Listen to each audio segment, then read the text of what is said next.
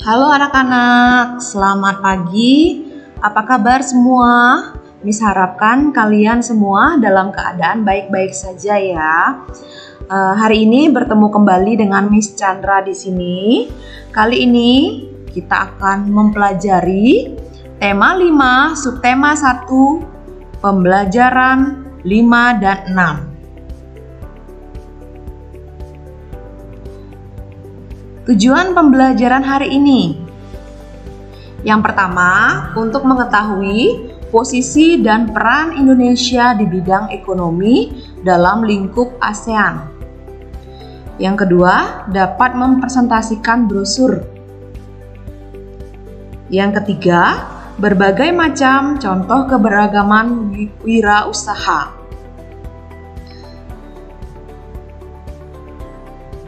Pembelajaran yang pertama, kita akan mempelajari posisi dan peran Indonesia di bidang ekonomi dalam lingkup ASEAN. Nah, pada pembelajaran sebelumnya, kalian sudah mengetahui manfaat kerjasama yang dilakukan oleh Indonesia dan negara-negara ASEAN. Sebagai salah satu pendiri ASEAN, Indonesia memiliki peran penting, terutama dalam kerjasama di bidang ekonomi. Indonesia memiliki pertukaran barang dengan negara-negara di ASEAN. Nah, apakah tujuan pertukaran barang tersebut? Tujuannya adalah untuk meningkatkan hubungan kerjasama dan juga untuk memperoleh keuntungan. Bentuk pertukaran barang antara Indonesia dengan negara-negara di ASEAN. Ada pertukaran sandang. Indonesia memiliki keragaman kebudayaan yang sudah terkenal ke mancanegara, salah satunya batik ya.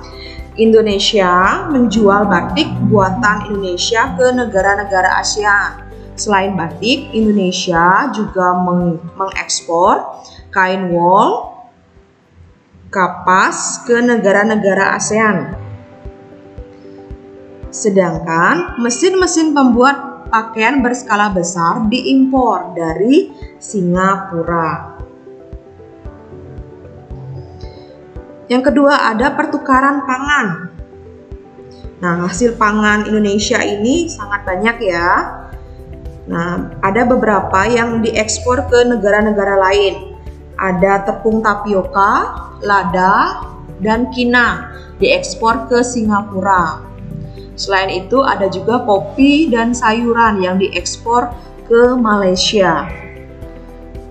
Sebaliknya, Indonesia mengimpor beras, gula, buah-buahan, dan madu dari Thailand dan Filipina. Pertukaran papan. Indonesia memiliki hutan yang sangat luas. Nah, hasil hutan di Indonesia ini seperti kayu jati itu diekspor ke Malaysia, kayu lapis ke Thailand, kayu mahoni ke Singapura, ada juga getah karet yang diekspor ke Singapura. Barang tambangnya pun juga diekspor ke beberapa negara ya. Indonesia ini kaya dengan barang tambang ya. Contohnya diekspor ke Malaysia, Filipina, dan Singapura. Sedangkan semen putih kita mengimpornya dari negara Filipina. Selanjutnya kita akan membahas mengenai brosur. Nah, materi brosur ini sudah kalian dapatkan pada tema-tema sebelumnya. Masih ingatkah kalian apa itu brosur? Ayo, ingat-ingat kembali ya, apa itu brosur? Pengertian brosur. Brosur merupakan salah satu bentuk reklame yang berisi informasi-informasi tentang produk atau himbauan tertentu. Nah, brosur ini biasanya memuat tulisan dan gambar yang disusun secara menarik, sehingga pesan-pesan yang ada pada brosur dapat tersampaikan dengan baik kepada pembaca. Ada syarat-syarat dari brosur. Nah, ayo ingat-ingat kembali, apakah syarat-syarat dari brosur? Miss akan mengulang kembali sedikit tentang syarat dari brosur. Ya, syarat brosur yang baik. Yang pertama, judul yang terdapat di dalam brosur itu berukuran besar dan mudah dibaca oleh pembaca. Yang kedua, tulisan di dalam brosur itu jelas dan mudah terbaca oleh pembaca.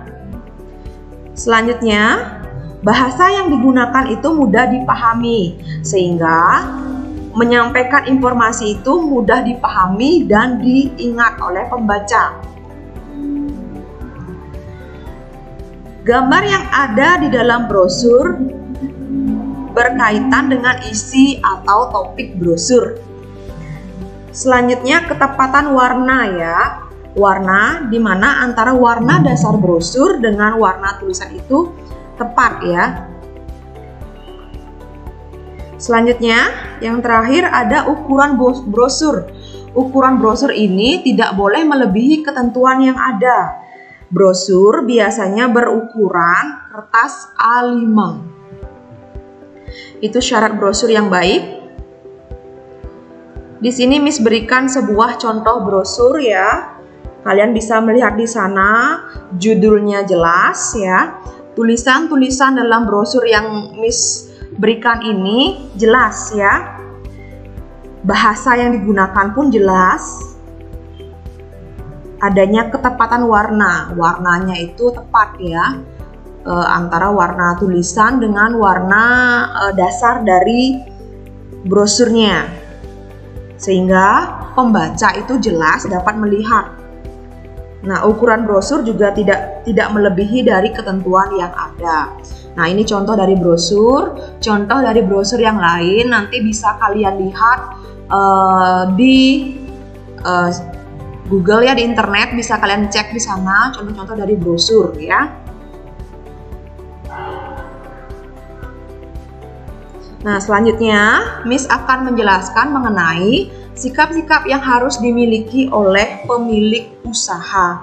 Apa sajakah sikap-sikap yang harus dimiliki oleh pemilik usaha? Yang pertama, saling menghormati dan menghargai antar pemilik usaha. Yang kedua, bekerja keras ya. Bekerja keras untuk memajukan usaha dengan cara yang baik. Ketiga, melakukan persaingan usaha yang sehat. Selanjutnya, pantang menyerah saat menghadapi hambatan ya. Jangan mudah menyerah kalau mengalami suatu hambatan. Nah, tidak sungkan untuk meminta bantuan kepada orang lain ketika membutuhkan pertolongan. Jangan malu-malu kalau kita memerlukan bantuan orang lain. Jangan malu-malu kita mengutarakan apa sih yang perlu kita pertolongan apa yang kita butuhkan. Selanjutnya, selalu mengembangkan usahanya sesuai dengan perkembangan zaman. Nah, demikian sikap-sikap yang harus dimiliki oleh pemilik usaha. Selanjutnya, Miss akan memberikan kalian sebuah tugas. Tugasnya apa? Nah, tugas kali ini kalian diminta untuk mencari sebuah brosur. Ya, silakan mencari sebuah brosur di internet bisa, mungkin di jalan melihat sebuah brosur bisa ya. Kemudian presentasikan brosur tersebut ke dalam bentuk video ya. Lalu videonya itu kalian silakan kirim ke WA grup Miss. Nah, demikian untuk tugasnya. Untuk hari ini, pertemuan kali ini Miss cukupkan sampai di sini. Silakan mengerjakan tugas, selamat mengerjakan tugas. Jika memang ada yang belum kalian mengerti atau pahami, silakan bisa langsung chat Miss ya. Untuk hari ini Miss cukupkan sampai di sini. Terima kasih.